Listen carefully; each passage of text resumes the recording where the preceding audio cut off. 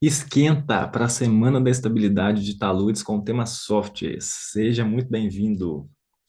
Seja muito bem-vindo, muito bem-vinda. Nossa primeira live de aquecimento para a Semana da Estabilidade de Taludes. E nessa aula, nessa live, nós vamos falar sobre: será que a geotecnia é para mim? Será que estabilidade de taludes é para mim? Será que trabalhar com fundações, por exemplo, com contenções, com barragens é para mim? É isso que a gente vai discutir. Se você ainda não se inscreveu na Semana da Estabilidade de Taludes, ainda dá tempo, porque vai começar só na semana que vem, daqui a uma semana, e você pode acessar aqui o link da bio do Instagram e fazer a sua inscrição. Primeira coisa que a gente precisa pensar, né, quando você está aí para se formar, seja na engenharia civil, na geologia, engenharia de minas, a gente acaba sempre tendo uma certa finalidade com alguma área, né? Para falar, é, como é que eu posso falar? Eu sou suspeito, né, para falar da área de geotecnia, porque sempre gostei, desde quarto período de graduação, fui lá trabalhar com geotecnia. Depois aparecem alguns professores também, lá mais para o final do curso, que vão atraindo a gente para uma área mais específica. Quase fui para a área de estruturas, mas no final das contas coloquei na balança e eu vi que a geotecnia era minha paixão, e depois fui trabalhar basicamente com estabilidade de taludes. Mas nesse caminho, né, quando você está para se formar, ou às vezes já é formado, seja na engenharia civil, ou outra engenharia, ou na geologia, fica aquela pergunta: será que dá para mim ou não? E o que que vem levar a gente a fazer esse tipo de pergunta? Eu listei alguns assuntos, né, ou alguns fatores ou situações que vão trazer isso à tona para a gente, e pode ser que você se identifique, né, com pelo menos alguns desses fatores. O primeiro deles, que faz a gente pensar, será que essa área é para mim ou não, é base teórica. Coloca aqui no chat, por favor, qual que é a sua formação? Você é engenheiro civil, é geólogo, engenheiro de minas, ambiental, é geógrafo? Deixa eu saber aí. Sei que tem engenheiro civil aqui, sei que tem geólogo também. Você que está chegando agora, muito boa tarde. Cadê o pessoal da engenharia civil? Ó, Brian, Itatiene, minha ex-orientada, engenheira civil, M, engenheiro de Minas, muito bacana, show de bola. Celdres, engenheiro civil, pós-graduando em geotecnia, excelente, ó, Pedro também é engenheiro civil, estudante de engenharia de transportes, bacana demais, engenheiro civil, show de bola. Pode ser que seja o seu caso, ou pode ser que não seja, mas fato é que nas graduações, principalmente, né, em engenharia civil, e independe se você está vindo aí de uma federal ou de uma particular, né, da iniciativa privada, o que acontece é, nem sempre um curso consegue abordar em detalhe toda a parte de estruturas de concreto, estruturas metálicas, na parte de geotecnia, mecânica dos solos, mecânica das rochas. Quem de vocês aqui fez uma boa disciplina de mecânica das rochas? Ou melhor, quem teve essa disciplina de mecânica das rochas na graduação? Arlan tá aí. Arlan fez mecânica das rochas comigo na graduação. Eu sei que o pessoal da engenharia de Minas tem uma boa cadeira de mecânica das rochas, mas às vezes a mecânica dos solos, por exemplo, é optativa. Isso acontece muito na engenharia civil. Tem lá uma, duas disciplinas de mecânica dos solos, mas não tem mecânica das rochas. Ó, Brian já falou aí, ó, nem tive, nem tive. Pois é. Agora, e uma disciplina de estabilidade de taludes? Ou uma disciplina de obras de terra? Vocês tiveram? Ou estabilidade de taludes era um conteúdo lá de umas duas, três aulas, lá na disciplina de mecânica dos solos 2. Ah lá, é optativa, né? A questão da mecânica das rochas. Eduardo Killer teve, show de bola, show de bola. O que acontece é, cada instituição, seja por conta de corpo docente ou não, cada instituição acaba dando um foco, mesmo dentro da geotecnia ou para alguma outra área, concreto, saneamento, transportes, né? Ah lá, o Pedro teve obras de terra no nono período, também não tive estabilidade de taludes. Pois é, a gente acaba vendo muito, como falou aqui agora, ó, na pós, mecânica das rochas, estabilidade de taludes sendo disciplinas de pós-graduação. Então, a primeira barreira, né, ou a primeira pergunta que aparece para muita gente que quer trabalhar com geotecnia é: não tenho uma boa base teórica. Será que ainda dá? Será que dá para trabalhar na área? Então, a questão da base fraca, da teoria fraca, é um primeiro empecilho para muita gente. Outra coisa, e aí você até pode ter tido uma boa graduação, pode ter tido lá uma boa disciplina, né? Mecânica dos solos, mecânica das rochas. Agora, e a questão da experiência? Como é que fica? Está formando, às vezes já trabalha em outra área, quer migrar para a geotecnia, mas não tem experiência. Ah, não sei não, tá? Apareceu aí um processo seletivo, mas pede lá experiência de 1, 2, 5 anos em barragens, em estabilidade de taludes. Acho que eu não vou mexer com isso não, não é para mim porque não tem experiência. Isso também é um empecilho para se trabalhar na área, mas a gente vai falar um pouquinho sobre cada um desses. Terceiro, experiência ruim na prática. E com isso, eu quero falar sobre algumas coisas aqui que pode ser que você já tenha passado. Por exemplo, se você está na área da geotecnia e já prestou algum serviço e algum cliente fez alguma crítica, isso pode virar um empecilho para você querer continuar na área. Já aconteceu comigo, tá? Vários colegas já também tiveram esse tipo de crítica. Às vezes o cliente entra em contato com você e vai criticar um outro colega, né? Isso é complicado, mas essas críticas também podem vir a questionar: será que eu quero continuar a trabalhar com isso? Outro, o cliente não valoriza o serviço que você prestou e sempre questiona orçamento. Isso aqui é clássico, ó. Pega aí, por exemplo, algum projeto em contenção, algum laudo de estabilidade que você vai fazer para uma prefeitura, e aí você coloca lá, né? Faz uma proposta e lá vai estar. Investimento em sondagem. Então você coloca, ó, vão ser feitas 3 sondagens, por exemplo, ensaio de laboratório, vai e passa aquele orçamento para o cliente. E aí bate o olho e fala assim, poxa, será? Sério mesmo? Você estudou 5, 7 anos aí, né, fazendo pós-graduação, fazendo mestrado ou mais, doutorado afora, e quer me cobrar sondagem? Você já era para saber isso aqui. Ele pode até não falar isso com você, mas lá no fundo ele pensa.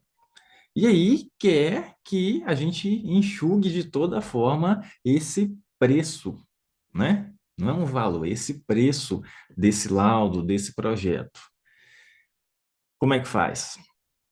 Outra coisa, né? Outra situação que pode levar a gente a se perguntar isso. Às vezes o seu projeto não deu certo.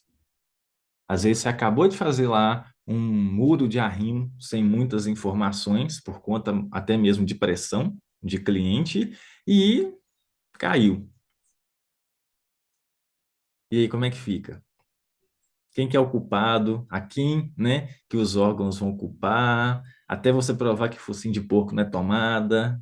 Já aconteceu? Já, tem boas empresas. Eu conheço boas empresas que têm nome na cidade e uma hora ou outra, por algum motivo, uma edificação, né, começa a recalcar, um muro cai, e isso vai ser empecilho para você largar, né, ou para você continuar na área, largar tudo e mexer com outra coisa. Ruptura é mais complicado, né? O que que vocês acham sobre isso? Ó, Outro fator aqui importante que faz muita gente se questionar se está na área certa ou se vai para a área certa ou não é concorrência. E essa concorrência é muitas vezes desleal. Se você já trabalha aí com projeto, em qualquer área que for, né? Se você é um vendedor de qualquer área também, mais cedo ou mais tarde você deve ter descoberto a existência de um concorrente. E muitas vezes um concorrente que vende lá um serviço, um produto a preço de banana. E às vezes esse concorrente até vai atrás de cliente seu, né? Você fica pé da vida, mas é mercado. E será que isso é suficiente para parar a gente no nosso propósito? Além dessa concorrência, um outro fator importante nisso aí é idade. Às vezes a pessoa vai e já entrou um pouco mais tarde, né? Um dos mais velhos lá da turma, seja para graduação, seja para pós-graduação, enfim, e ele acha, né? Ele pode até se sentir um pouco fora d'água, mas idade também não deveria ser esse tipo de empecilho. Cada um vai estar na sua hora certa.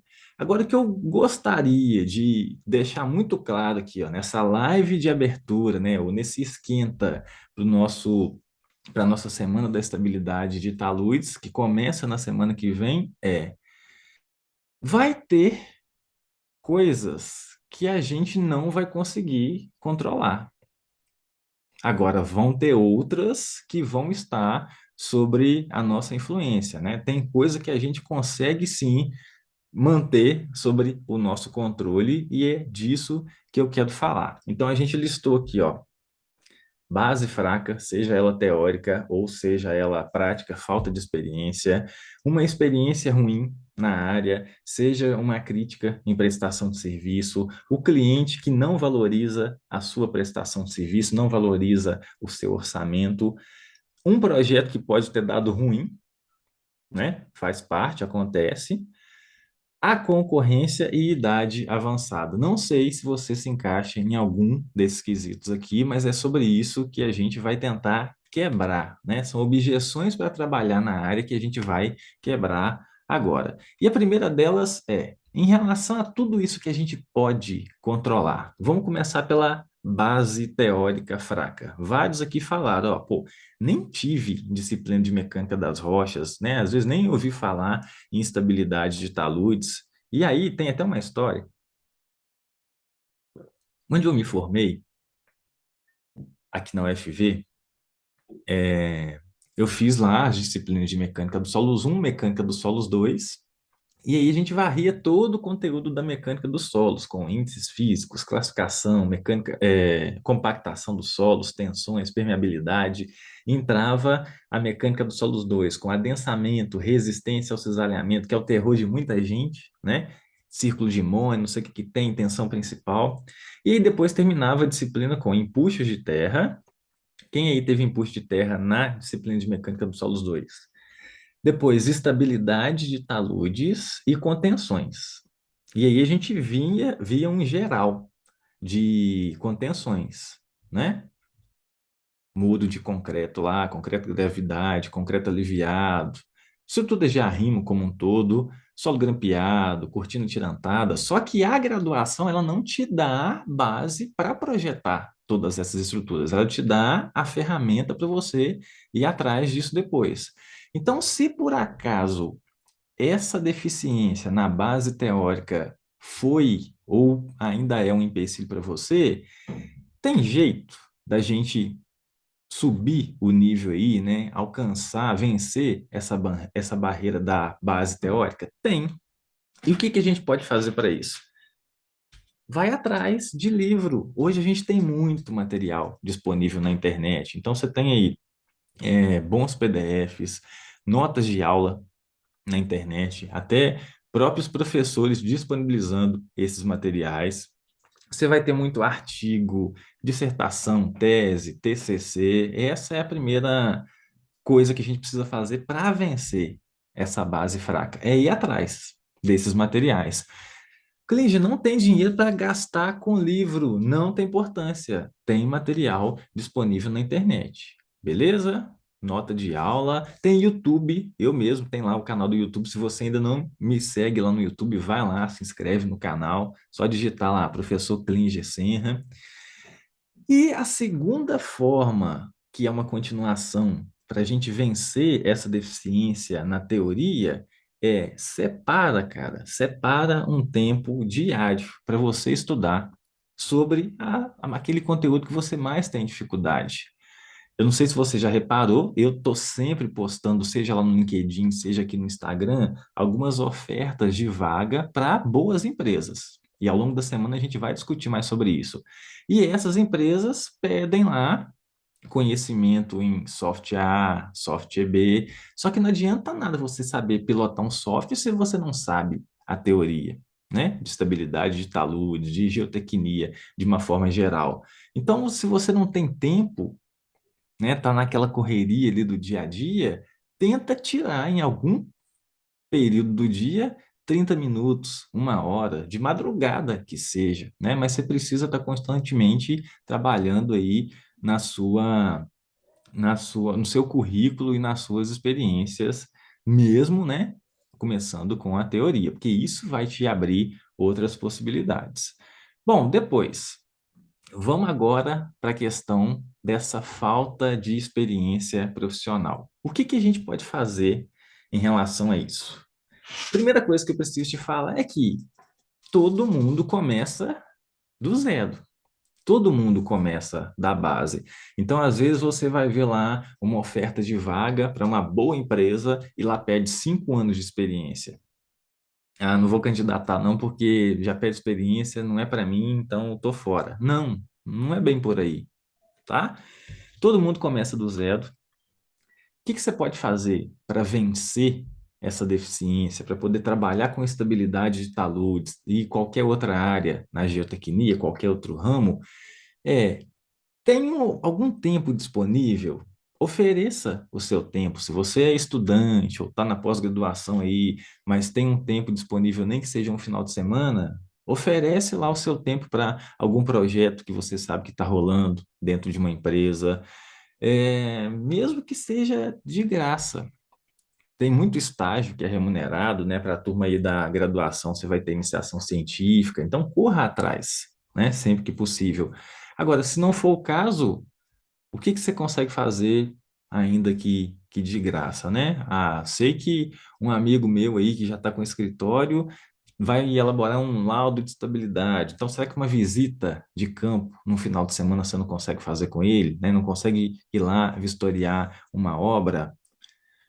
É o que a gente consegue trabalhar, é o que a gente consegue controlar, ok? Então, estágio, iniciação científica, processos trainees. Tem muita gente que está formando e já está entrando para um processo trainee e depois, lá na frente, ele vai ser efetivado na empresa e continue sempre estudando.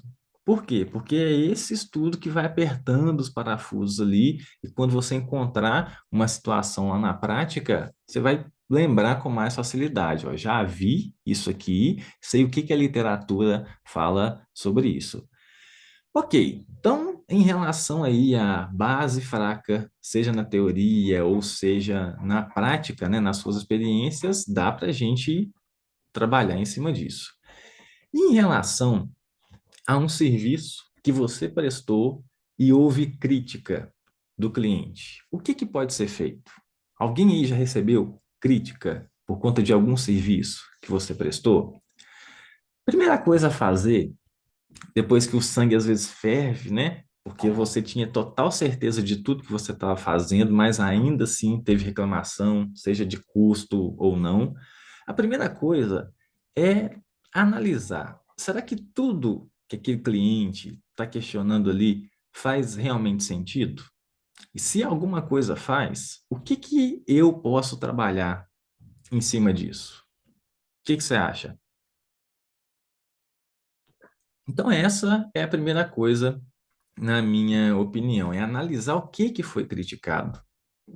Se é orçamento, né, o que é um dos pontos aí que muita gente critica, é o seu preço, é a sua hora, né, é a sua disponibilidade para aquele serviço, a sua disposição.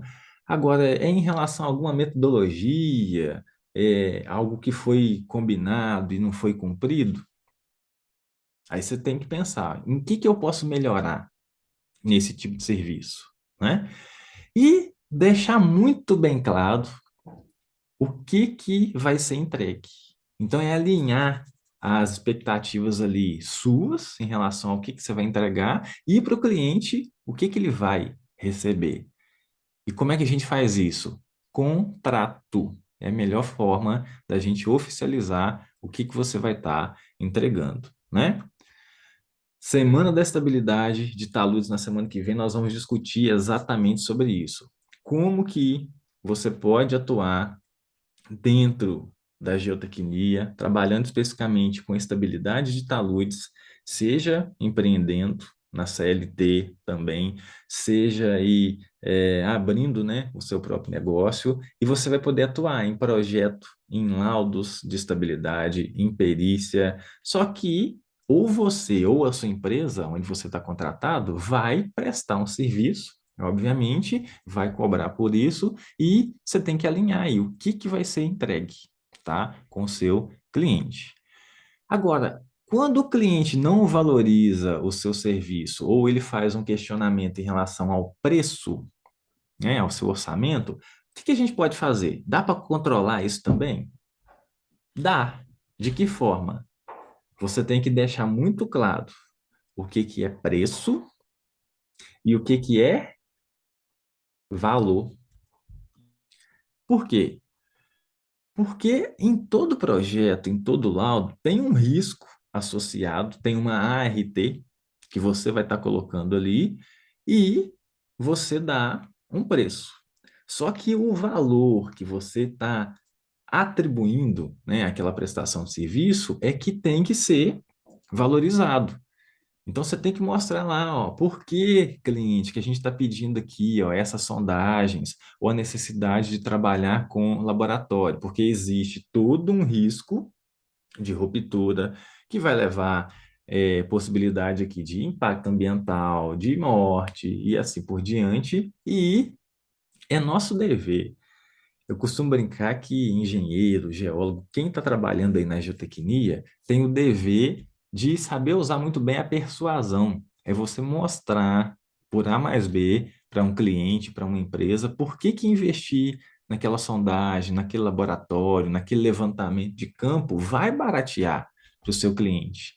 Quem nunca já teve contato aí, né, com um pedreiro, por exemplo, que às vezes nunca nem ouviu falar em sondagem, e ele faz lá uma obra linda, maravilhosa, que está estável da cabeça dele, com a experiência dele.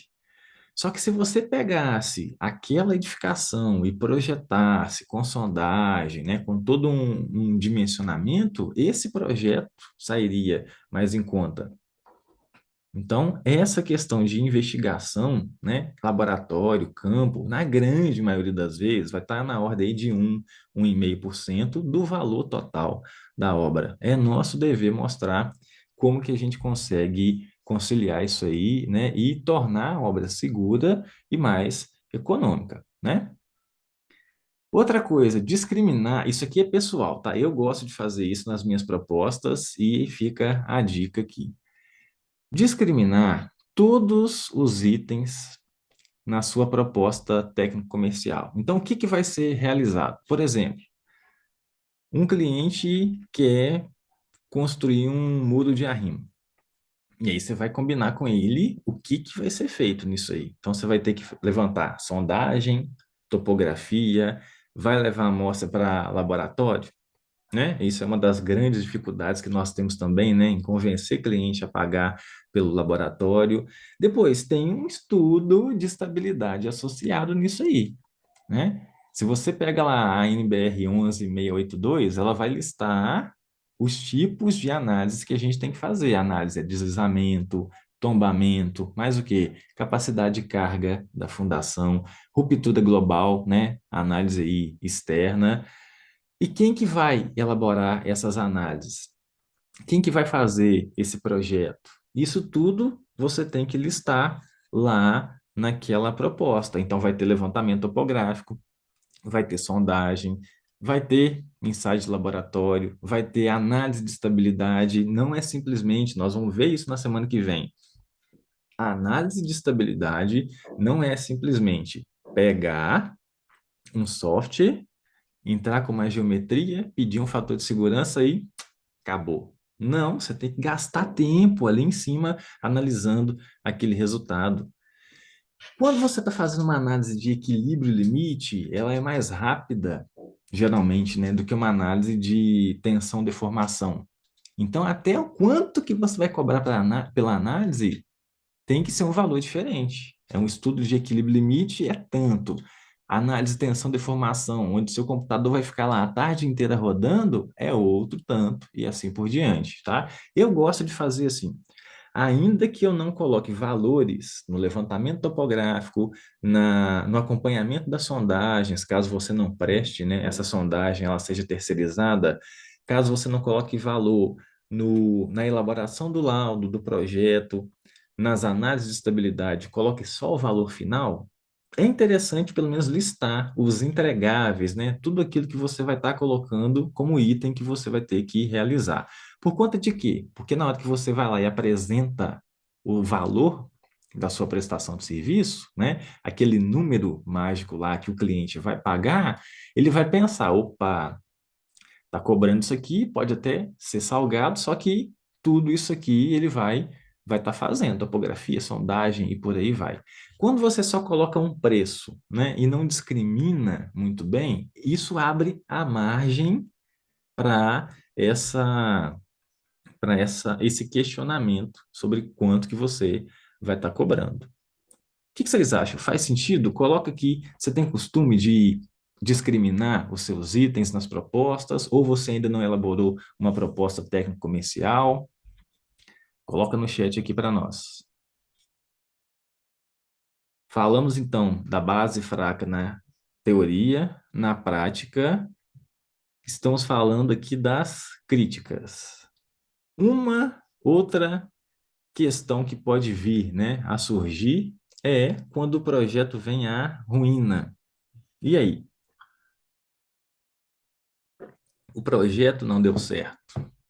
O que fazer? Primeira coisa é, vamos fazer um estudo do que aconteceu. O muro caiu. Por que que o muro caiu?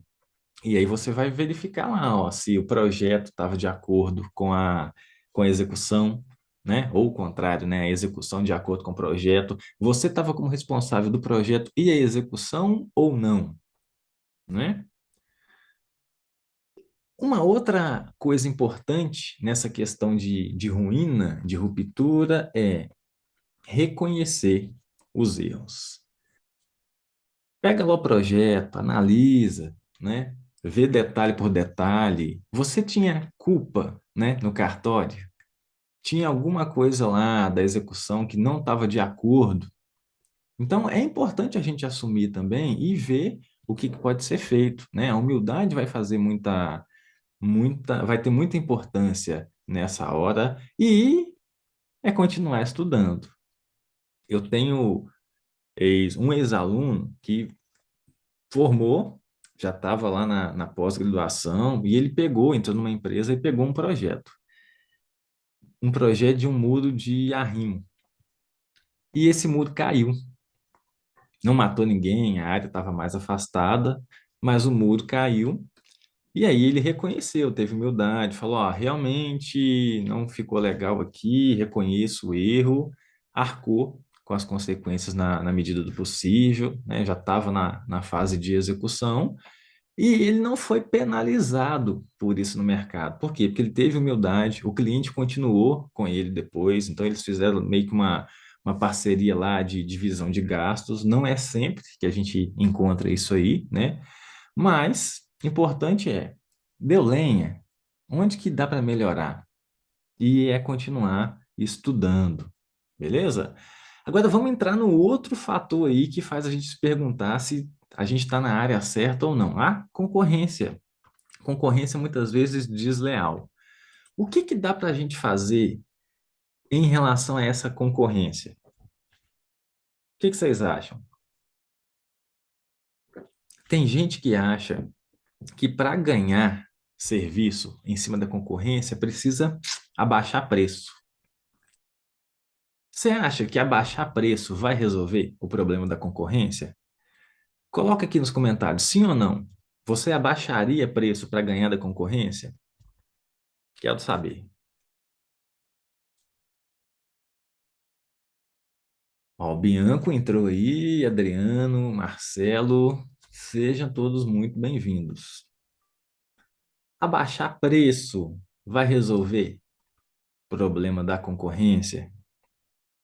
Não vai, não vai resolver. Então, o que que a gente pode fazer? Faça mais e melhor. Entregue mais e melhor. Não adianta, né, Joyce? Não adianta. Ó, tem um assessor, eu acho que ele é assessor da XP, ele chama Larry Granville. Ele sempre fala isso. Melhor forma de você vencer a concorrência é entregar mais e melhor. E aí tem os dois lados da moeda, né? Se você, por exemplo, é um assalariado CLT, às vezes entregar esse mais e melhor é complicado, porque a empresa tá lá, não, tá ótimo, mas vamos fazer mais. Dá para entregar mais aqui, ó. Tem lá um projeto estrutural, vamos entregar também o incêndio de brinde. É complicado, né? Você que vai ter que fazer esse aí de graça, né? Porque você está vendendo talvez a sua hora. No caso lá do empreendedor, ele pegou, por exemplo, um projeto de barragem, e aí, junto com esse projeto de barragem, toda a execução da barragem, às vezes ele tem uma parceria com uma empresa de cobertura vegetal, né, que fornece lá a grama para cobertura vegetal, para revestir lá o talude de jusante da barragem, ou fazer uma hidrossemeadura em uma encosta, e ele consegue fazer um projetinho em relação a isso aí e cobrar menos, né? Ele consegue embutir isso naquela prestação de serviço, e isso seria fazer um mais e melhor. Uma coisa que eu sempre bato na tecla também, em relação a laudo de estabilidade, às vezes você vai lá fazer um laudo para uma prefeitura e ela exige lá, ó, que você faça uma, duas, três análises de estabilidade em um terreno e analisar aquelas condições de campo. Tá lá, não tem nível d'água, entrou lá com a geometria, pela topografia, fez lá as sondagens e fez uma, duas análises. Quando a gente começa a trabalhar com estabilidade de taludes, você parar, gastar 20 minutos para fazer uma análise é tempo. E você, teoricamente, está cobrando por aquilo. Agora, tem alguma forma da gente fazer uma análise a mais sem cobrar? Será que um estudo de sensibilidade para mostrar ali para o seu cliente que você estudou todas as possibilidades da estabilidade daquele talude seria interessante? Com certeza é muito interessante, tá? Ainda que um termo de referência, ainda que um órgão não te peça um determinado item, será que vale a pena a gente colocar esse item a mais como um brinde? Tá? Na grande maioria das vezes, vale. E se você não sabe ainda o que é a análise de sensibilidade nesse estudo, nesse contexto de estabilidade de taludes, a gente vai discutir sobre isso na segunda aula da semana que vem, da semana da estabilidade de taludes. E outra coisa seja muito transparente. Essa transparência, ela faz a gente ganhar mercado. Você pode, não precisa ter dúvida alguma, tá? Então, em relação ao que você sabe fazer, aquilo que você não sabe, mas você vai atrás, seja para buscar algum tipo de parceria. Diego, boa tarde. E para a gente fechar, em relação à idade, idade avançada, será que a idade é um empecilho para você entrar para a geotecnia ou para qualquer outra área?